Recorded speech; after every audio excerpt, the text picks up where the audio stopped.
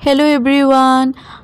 এতিয়া আকৌ লৈ আহিছো half yearly examination 2025 Majuli district ইতিমধ্যে হৈ গৈছে জিওগ্ৰাফিৰ এক্সামখন ক্লাস 10ৰ সো ইয়াৰ প্ৰথম 1 নম্বৰ কোৱেশ্চনটো হৈছে শুদ্ধ উত্তৰটো বাছি উলিওৱা য'ত 6টা কোৱেশ্চন থাকিব 1 মাৰ্কৰ প্ৰথম কোৱেশ্চনটো হৈছে বতাহ সৃষ্টি কৰা তলৰ কোনটো অবয়ৱত দীঘলীয়া হীৰা আৰু অগভীৰ লুৰ বা গাঁতৰ উপস্থিতি পৰিলক্ষিত হয় চাৰিটা অপচন দিয়া আছে 1 নম্বৰ ইয়াৰদাং 2 নম্বৰ ইনসেলবাৰ্গ 3 নম্বৰ বালিয়াৰী আৰু 4 নম্বৰ আছিল কেম আৰু তোমালোকৰ ইয়াৰ শুদ্ধ আনসাৰটো হৈছে ইয়াৰদাং Question number B বন উচ্ছেদে তলৰ কোনটো আটাইতকৈ বেছি প্ৰভাৱ পেলাইছিল কোনটো আটাইতকৈ বেছি প্ৰভাৱ পেলাইছিল ভূমণ্ডল নে জলমণ্ডল নে বায়ুমণ্ডল নে জীৱমণ্ডলত আৰু ইয়াৰ শুদ্ধ আনসাৰটো হৈছে জীৱমণ্ডলত সো অপচন ডি অপচন 4 যেটো আছে হেতু তোমালোকৰ শুদ্ধ আনসাৰ C নম্বৰ কোৱেশ্চন ভূপৃষ্ঠৰ প্ৰায় ডেশ বৰ্গ কিলোমিটাৰ ঠাই পানীৰে আগৰি আছে সো কিমান কিলোমিটাৰ সকলোৱে জানা 361 নিযুত বৰ্গ kilometre so option number 1 correct answer D number আছে আমেৰিকা যুক্তৰাষ্ট্ৰৰ ৰাজধানী চহৰখনৰ নাম কি আমেৰিকা যুক্তৰাষ্ট্ৰৰ ৰাজধানী চহৰখনৰ নাম হৈছে ওয়াশিংটন ডিসি সো অপচন 2 হৈছে শুদ্ধ আনসাৰ আৰু ই নম্বৰত আছে আমেৰিকা যুক্তৰাষ্ট্ৰৰ মুঠ মাটিকালি কিমান সো অপচন 1 নম্বৰত দিয়া আছে 96 লাখ বৰ্গ কিলোমিটাৰ আৰু এই অপচন 1 টোৱে তোমালোকৰ শুদ্ধ আনসাৰ এফ নম্বৰ কোৱেশ্চন হৈছে আমেৰিকা যুক্তৰাষ্ট্ৰৰ মুঠ ৰাষ্ট্ৰীয় আয়ৰ কৃষিয়ে যোগান ধৰে 1.5% আৰু 1 নম্বৰ অপচনত চোৱা দিয়া আছে 2% আৰু এইটোৱে তোমালোকৰ শুদ্ধ আনসাৰ Question number 2 সাইবেৰিয়াত বাস কৰা আদিবাসীসকলক কি নামেৰে জনা যায় Question number 3 মহাদেশীয় হিমবাহ থকা এখন দেশৰ নাম লিখা 1 মাৰ্কৰ কাৰণে আহি আছে এইবোৰ Question number 4 গ্ৰেণ্ড গিৰিখাতৰ গভীৰতা কিমান 1 মাৰ্কৰ কাৰণে Question number 5 টিটিকাকা হ্ৰদ কোন মহাদেশত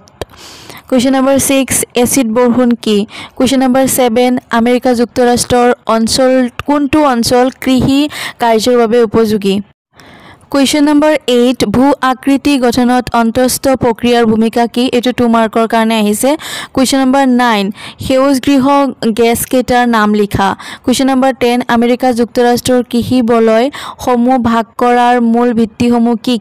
2 মাৰ্কছৰ কাৰণে আহিছে Question number 11 আফ্ৰিকা মহাদেশৰ অন্তৰ্গত দুখন মৰুভূমিৰ নাম লিখা 2 মাৰ্কৰ কাৰণে আহিছে Question number 12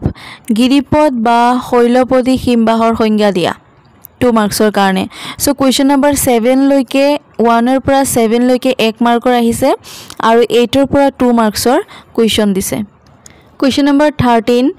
পটজল কি ইয়াৰ কৃষি উপযোগী কৰিবলৈ কি সাৰ প্ৰয়োগ কৰিব লাগে 2 মাৰ্কছৰ আৰু Question number 14 ওচেনিয়া মহাদেশৰ কোনটো অঞ্চলক অষ্ট্ৰেলিয়ান আলপছ বুলি কোৱা হয় Question number 15 আমেৰিকা যুক্তৰাষ্ট্ৰই কেতিয়া স্বাধীনতা লাভ কৰিছিল সেই সময়ত আমেৰিকাৰ মুঠ ৰাজ্য কিমান আছিল Question number 16 উপহিমবাহৰ বৈশিষ্ট্য উল্লেখ কৰা 2 মাৰ্কছৰ কাৰণে আহিছে দুটা লিখিব লাগিব Question number 17 আমেৰিকা যুক্তৰাষ্ট্ৰৰ ৰকি পাৰ্বত্য অঞ্চল বা কৰ্ডিলেৰা অঞ্চলৰ দুটা মালভূমিৰ নাম লিখা Question number 18 ভূপৃষ্ঠলৈ অহা মুঠ সৌৰ শক্তিৰ কিমান শতাংশ বায়ুমণ্ডলে আৰু কিমান শতাংশ মেঘে শোষণ কৰে 1+1 2 মাৰ্কছৰ কাৰণে আহিছে 19 নম্বৰ কোৱেশ্চন হিমবাহ কি হিমবাহে ভূমিৰ গঠন কি দৰে সলনি কৰে এটো প্ৰথম হিমবাহ কি 1 মাৰ্কছৰ আৰু হিমবাহে ভূমিৰ গঠন কি দৰে সলনি কৰে এটো আহিছে 2 মাৰ্কছৰ মুঠতে 3 মাৰ্কছৰ সো কোৱেশ্চন নম্বৰ 18 লৈকে কোৱেশ্চন নম্বৰ 8 ৰ পৰা 18 লৈকে 2 মাৰ্কছৰ আহিছে আকৌ 19 ৰ পৰা 3 মাৰ্কছ ষ্টাৰ্ট হৈছে কোৱেশ্চন নম্বৰ 20 পৃথিৱীত প্ৰায় 40% লোক মৌচুমী অঞ্চলত বাস কৰে কিয় ব্যাখ্যা কৰা Question number 21 নিৰ্বননীকৰণৰ কাৰণ সম্পৰ্কে এটি টুকা লিখা 3 মাৰ্কছৰ 22 আমেৰিকা যুক্তৰাষ্ট্ৰৰ আপেলেচিয়ান উচ্চ ভূমি অঞ্চলৰ তিনিটা মহানগৰৰ নাম লিখা Question number 23 ভূপ্ৰাকৃতিক গঠনৰ প্ৰক্ৰিয়াসমূহ কি উদাহৰণ উল্লেখ কৰা 24 নম্বৰ কুৱেশ্যন বায়ু প্ৰদূষণ কেইটা ভৌগোলিক পৰ্যায়ত হ'ব পাৰে আৰু কি কেইটা ভৌগোলিক পৰ্যায়ত হ'ব পাৰে আৰু কি 3 মাৰ্কছৰ কাৰণে 25 নম্বৰ কুৱেশ্যন আমেৰিকা যুক্তৰাষ্ট্ৰৰ খনিজ সম্পদৰ বিষয়ে লিখা 26 নম্বৰ কুৱেশ্যন এছিয়া মহাদেশৰ জলবায়ুৰ বৈশিষ্ট্যসমূহ চমুকৈ উল্লেখ কৰা কুৱেশ্যন নম্বৰ 27 আঞ্চলিক ভূগোল মানে কি বুজা ইয়াৰ তাৎপৰ্য কি এটো 3 মাৰ্কছৰ কাৰণে আহিছে কুৱেশ্যন নম্বৰ 28 গ্ৰাফ কি ই কেই প্ৰকাৰৰ চিত্ৰ আকি গ্ৰাফৰ অৱস্থান দেখুৱা এটো আহিছে 1 + 1 + 2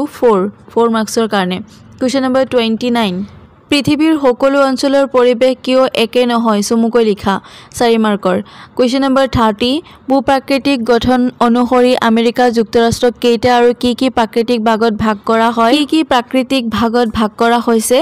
যিকোনো এটা ভাগৰ বিষয়ে আলোচনা কৰা এটো আহিছে তোমালোকৰ 4 মাৰ্কছৰ কাৰণে আকৌ 31 হৈছে গোলকীয় উত্তাপ বৃদ্ধি মানে কি তিনিটা কাৰণ ব্যাখ্যা কৰা তিনিটা কাৰণৰ কাৰণে 3 মাৰ্কছ আৰু গোলকীয় উত্তাপ মানে কি তাৰ কাৰণে 1 মাৰ্কছ মুঠতে 4 মাৰ্কৰ কাৰণে আহিছে 32 নম্বৰ কুৱেশ্যন সমধৰ্মী অঞ্চল আৰু ক্ৰিয়াত্মক অঞ্চলৰ মাজত পাৰ্থক্য লিখা এটো 4 মাৰ্কৰ কাৰণে আহিছে চাৰিটা পাৰ্থক্য লিখিবা আকৌ 33 নম্বৰ কুৱেশ্যন আমেৰিকা যুক্তৰাষ্ট্ৰৰ অৰ্থনীতিত কৃষিৰ ভূমিকা চমুকৈ লিখা 4 মাৰ্কৰ কাৰণে 34ত আহিছে 5 মাৰ্কৰ কাৰণে পৃথিৱীৰ আটাইতকৈ সৰু মহাদেশ কোনখন